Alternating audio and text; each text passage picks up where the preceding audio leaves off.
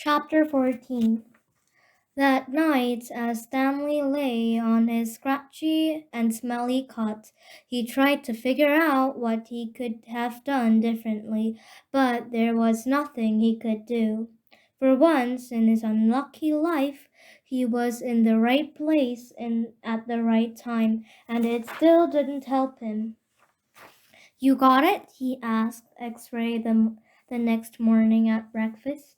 X-Ray looked at him with half-opened eyes behind his dirty glasses. I don't know what you're talking about, he grumbled. I know, said Stanley. I don't know, X-Ray snapped.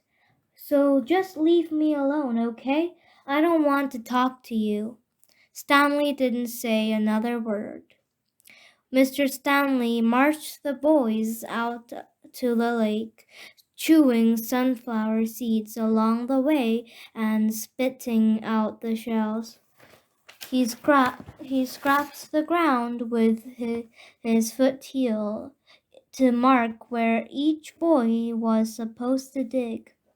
Stanley stamped down on the back of the blade of the shovel, per- piercing the hard, dry earth.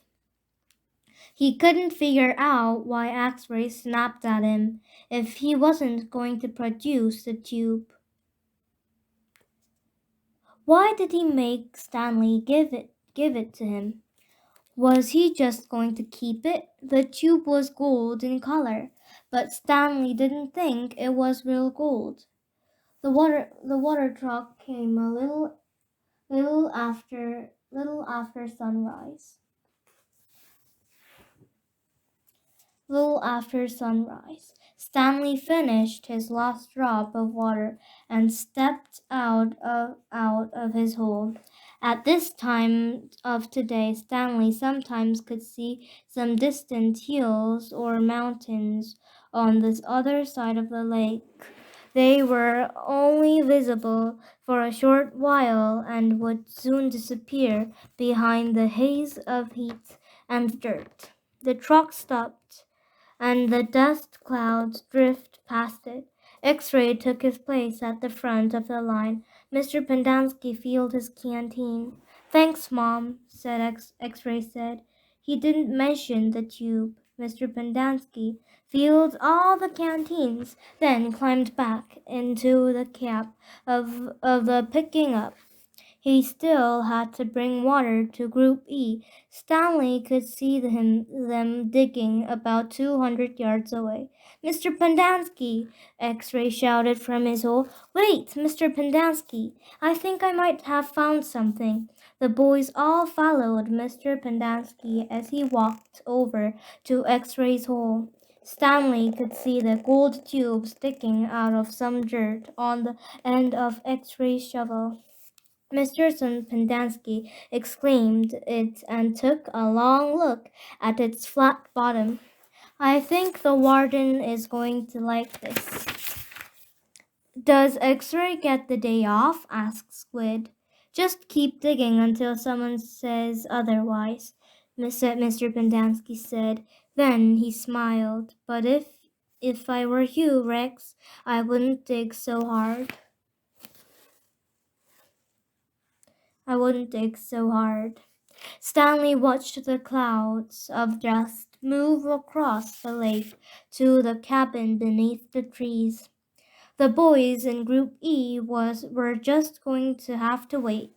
It didn't take long for the pickup to return. It didn't take long for the pickup. Mr. Pendanski stepped out of the cab. A tall woman with red hair stepped out of the passenger side. She looked even taller than she was since Stanley was down in his hole. He wore a black cowboy hat and black cowboy boots, which were studded up, and her arms were covered with freckles, as was her face. She walked right up to X-Ray.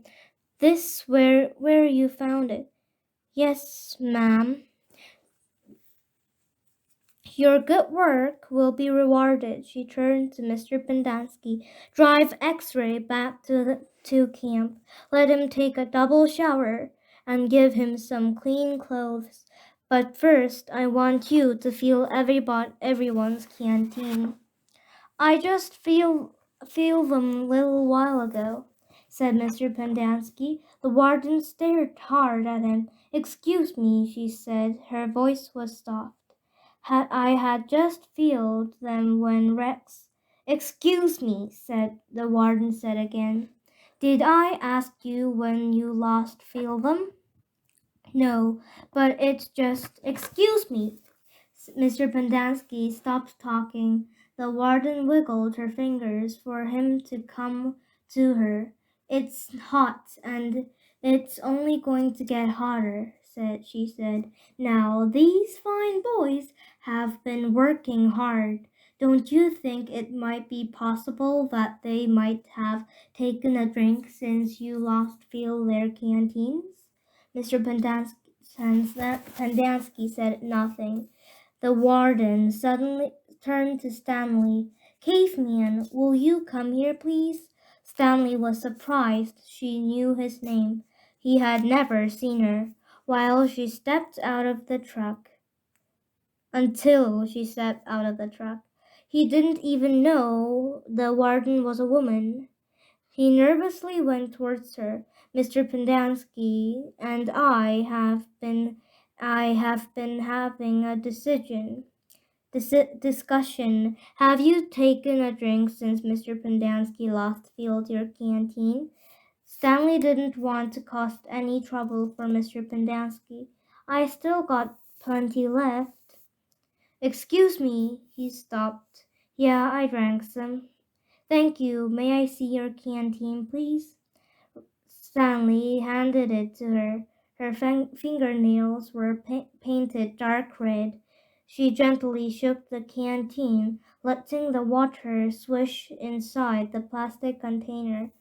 Do you hear the empty spaces? She asked. Yes, said Mr. Pendanski. Then feel it, she said. And the next time I tell you to do something, I expect you to do it without questioning my authority. If it's too much trouble for you to fill a canteen, I'll give you a shovel. Then you can dig the hole, and the caveman can fill your canteen. She turned back to Stanley. I don't think that would be too much trouble for you, would it? No, said Stanley. So what will it be? She asked Mr. Pendanski. Do you want to fill the canteens or do you want to dig? I'll fill the canteens, said Mr. Pendanski. Thank you.